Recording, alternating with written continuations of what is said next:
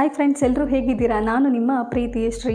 ಈ ಒಂದು ಹೊಸ ವಿಡಿಯೋಗೆ ತಮಗೆಲ್ಲರಿಗೂ ಆತ್ಮೀಯವಾದ ಸ್ವಾಗತವನ್ನು ಕೋರುತ್ತಿದ್ದೇನೆ. ಇವತ್ತು ನಾನು 5 ಕುತೂಹಲಕಾರಿ ಸಂಗತಿಗಳ ಬಗ್ಗೆ ನಿಮಗೆ ಮಾಹಿತಿಯನ್ನು ನೀಡ್ತಾ ಇದ್ದೇನೆ. ಇದೆಲ್ಲದಕ್ಕಿಂತ ಮೊದಲು ನೀವು ಇನ್ನೂ ನನ್ನ ಚಾನಲ್ನ ಸಬ್ಸ್ಕ್ರೈಬ್ ಮಾಡದೆ ನೋಡ್ತಾ ಇದ್ದರೆ ಮೊದಲು ಹೋಗಿ ಸಬ್ಸ್ಕ್ರೈಬ್ ಮಾಡಿ. ಇದರಿಂದ ನಾನು ಮಾಡೋ ವಿಡಿಯೋಗಳು ನೇರವಾಗಿ ನಿಮಗೆ ನೋಟಿಫಿಕೇಷನ್ ಮೂಲಕ ರೀಚ್ ಆಗ್ತವೆ. ನಂಬರ್ 1, ಇಲ್ಲಿ ಕಾಣುತ್ತಿರುವ ಪ್ರಾಣಿಯ ಬಗ್ಗೆ ನಿಮಗೆ ಗೊತ್ತಿದೆನಾ? ಇದನ್ನು ಕಲಿಯುಗದ ಕುಂಭಕರ್ಣ ಅಂತಲೇ ಕರೆಯಲಾಗುತ್ತೆ. ಯಾಕಂತಂದರೆ ಇದು ದಿನದ 24 ಗಂಟೆಯೂ ಕೂಡ ನಿದ್ರಾವಸ್ಥೆಯಲ್ಲೇ ಮುಳುಗಿರುತ್ತಂತೆ. ಇದರ ಹೆಸರು ಕೋಲಾ ಅಥವಾ ಕೋಲಾ ಬೇರ್. ಇದು ಹೆಚ್ಚಾಗಿ ಪೂರ್ವ ಆಸ್ಟ್ರೇಲಿಯಾ ಭಾಗದಲ್ಲಿ ಕಂಡುಬರುವಂತಹ ಪ್ರಾಣಿಯಾಗಿದೆ. ಕೇವಲ ತಿನ್ನುವ ಸಮಯದಲ್ಲಿ ಮಾತ್ರ ಎಚ್ಚರವಿದ್ದು ಉಳಿದ ಸಮಯದಲ್ಲಿ ನಿದ್ರಾವಸ್ಥೆಯಲ್ಲೇ ಮುಳುಗಿರುತ್ತೆ. ಇದು ತನ್ನ ಆಹಾರವನ್ನಾಗಿ ನೀಲಗಿರಿಯನ್ನು ಸೇವಿಸುತ್ತಂತೆ.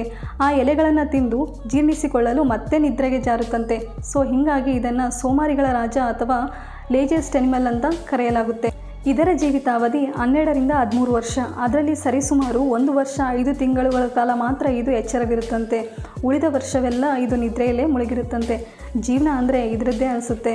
ಈ ಒಂದು ಫ್ಯಾಕ್ಟನ್ನು ಕೇಳಿದ ಕೂಡಲೇ ನಿಮಗೆ ಯಾರು ನೆನಪಿಗೆ ಬರುತ್ತಾರೋ ಈ ಒಂದು ವಿಡಿಯೋನ ಅವರಿಗೆ ಶೇರ್ ಮಾಡಿ. ಅವರಿಗೆ ಕೋಲಾ ಅಂತ ನಿಕ್ನೇಮನ್ನು ಇಟ್ಬಿಡಿ. ನಂಬರ್ 2, ಈರುಳ್ಳಿ. ಇದನ್ನು ನಮ್ಮ ಉತ್ತರ ಕರ್ನಾಟಕದಲ್ಲಿ ಉಳ್ಳಾಗಡ್ಡಿ ಅಂತ ಕರೀತಾರೆ. ಆದರೆ ಈರುಳ್ಳಿಯಲ್ಲಿ ಈ ರೀತಿ ಮೇಲ್ಭಾಗದಲ್ಲಿ ಕಪ್ಪಾಗಿರುವುದನ್ನು ನೀವು ಗಮನಿಸಿಯೇ ಇರ್ತೀರಾ. ಇದು ಯಾಕೆ ಬರುತ್ತೆ ಅಂತ ಗೊತ್ತಾ? ಈರುಳ್ಳಿಯಿಂದ ಆರೋಗ್ಯಕ್ಕೆ ಹಲವಾರು ಪ್ರಯೋಜನಗಳಿವೆ.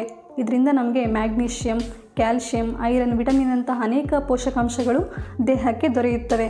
ಇದರಿಂದಾಗಿಯೇ ನಾವು ಅಡುಗೆಯಲ್ಲಿ ಈರುಳ್ಳಿಯನ್ನು ಅವಿಭಾಜ್ಯ ಅಂಗವನ್ನಾಗಿ ಬಳಸ್ತಾ ಇದ್ದೇವೆ. ಇಷ್ಟೆಲ್ಲ ಯೂಸ್ಫುಲ್ ಆಗಿರೋ ಈರುಳ್ಳಿಯನ್ನು ಸರಿಯಾದ ರೀತಿಯಲ್ಲಿ ತಿನ್ನೋದು ಕೂಡ ಬಹುಮುಖ್ಯ ಆಗಿರುತ್ತೆ. ಈರುಳ್ಳಿಯನ್ನು ಭೂಮಿಯ ಒಳಗಡೆ ಬೆಳೆಯಲಾಗುತ್ತೆ. ಭೂಮಿಯ ಒಳಗಡೆ ಅನೇಕ ಬ್ಯಾಕ್ಟೀರಿಯಾಗಳು ಹಾಗೂ ಶಿಲೀಂಧ್ರಗಳು ಇರುತ್ತವೆ. ಈ ರೀತಿ ಕಪ್ಪಾಗಿರುವುದಕ್ಕೆ ಕಾರಣ ಕೂಡ ಒಂದು ಶಿಲೀಂಧ್ರವೇ.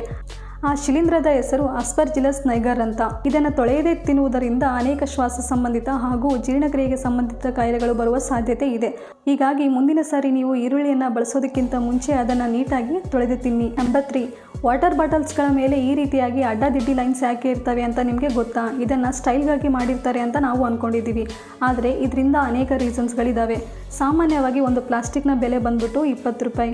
ಈ ಒಂದು 20 ರೂಪಾಯಿಗೆ ಸ್ಟೀಲ್ ಅಥವಾ ತಾಮ್ರದ ಬಾಟಲ್ಗಳನ್ನು ಕೊಟ್ಟರೆ ಓನರ್ ಕತೆ ಗೋವಿಂದ. ಸೊ ಹೀಗಾಗಿ ತುಂಬ ತೆಳುವಾದ ಪ್ಲಾಸ್ಟಿಕ್ನಿಂದ ಈ ಒಂದು ಬಾಟಲ್ಗಳನ್ನು ತಯಾರಿಸಲಾಗುತ್ತೆ. ಸೊ ಹಾಗಾಗಿ ಆ ಒಂದು ಬಾಟಲ್ಗಳು ಬೆಂಡಾಗದಿರುವಂತೆ ಈ ಒಂದು ಅಡ್ಡದಿಡ್ಡಿ ಲೈನ್ಸ್ಗಳನ್ನು ಮಾಡಲಾಗಿರುತ್ತೆ. ಹಾಗೆಯೇ ಈ ಒಂದು ಅಡ್ಡದಿಡ್ಡಿ ಲೈನ್ಸ್ಗಳು ಅದಕ್ಕೆ ಒಂದು ಸ್ಟ್ರೆಂತನ್ನು ಕೊಡ್ತವೆ. ಇನ್ನೊಂದು ರೀಸನ್ ಏನು ಅಂತಂದರೆ ಗ್ರಿಪ್. ವಾಟರ್ ಬಾಟಲನ್ನು ನಾವು ಎತ್ತುಕೊಂಡಾಗ ಆ ಬಾಟಲನ್ನು ಸರಿಯಾಗಿ ಹೋಲ್ಡ್ ಮಾಡಲು ಈ ಒಂದು ಲೈನ್ಸ್ಗಳು ಹೆಲ್ಪ್ಫುಲ್ ಆಗ್ತವೆ.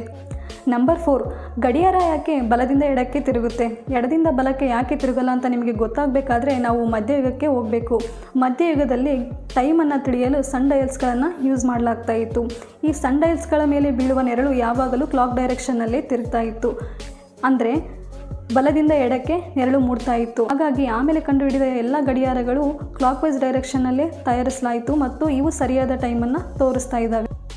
ನಂಬರ್ 5, ಫ್ರೆಂಡ್ಸ್, ನಾವೆಲ್ಲ ನೊಣಗಳನ್ನು ನೋಡಿದ್ದೇವೆ. ಅವು ಎಲ್ಲ ಕಡೆ ಇರ್ತವೆ. ಆದರೆ ಸೊಳ್ಳೆಗಳನ್ನು ಹೊಡೆದಷ್ಟು ಈಸಿಯಾಗಿ ನಾವು ನೊಣಗಳನ್ನು ಹೊಡೆಯೋದಕ್ಕೆ ಆಗೋದಿಲ್ಲ.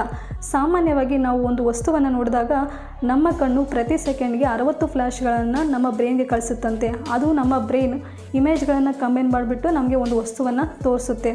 ಆದರೆ ಒಂದು ನೊಣ ಒಂದು ವಸ್ತುವನ್ನು ನೋಡಿದಾಗ 1 ಸೆಕೆಂಡ್ಗೆ 250 ಫ್ಲ್ಯಾಶ್ಗಳನ್ನು ತನ್ನ ಬ್ರೈನ್ಗೆ ಕಳಿಸುತ್ತಂತೆ. ಅಂದರೆ ನಮಗಿಂತಲೂ 4 ಪಟ್ಟು ಅದಕ್ಕೆ ವಿಸುವಲ್ ಇಂಪ್ಯಾಕ್ಟ್ ಜಾಸ್ತಿ ಇದೆ.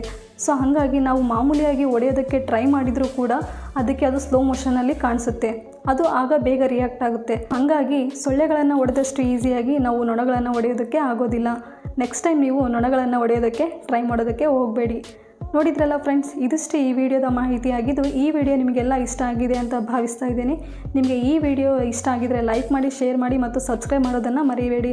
ನೆಕ್ಸ್ಟ್ ವಿಡಿಯೋದೊಂದಿಗೆ ಮತ್ತೆ ನಿಮ್ಮನ್ನು ಭೇಟಿ ಆಗ್ತೀನಿ. ಶುಭ ದಿನ.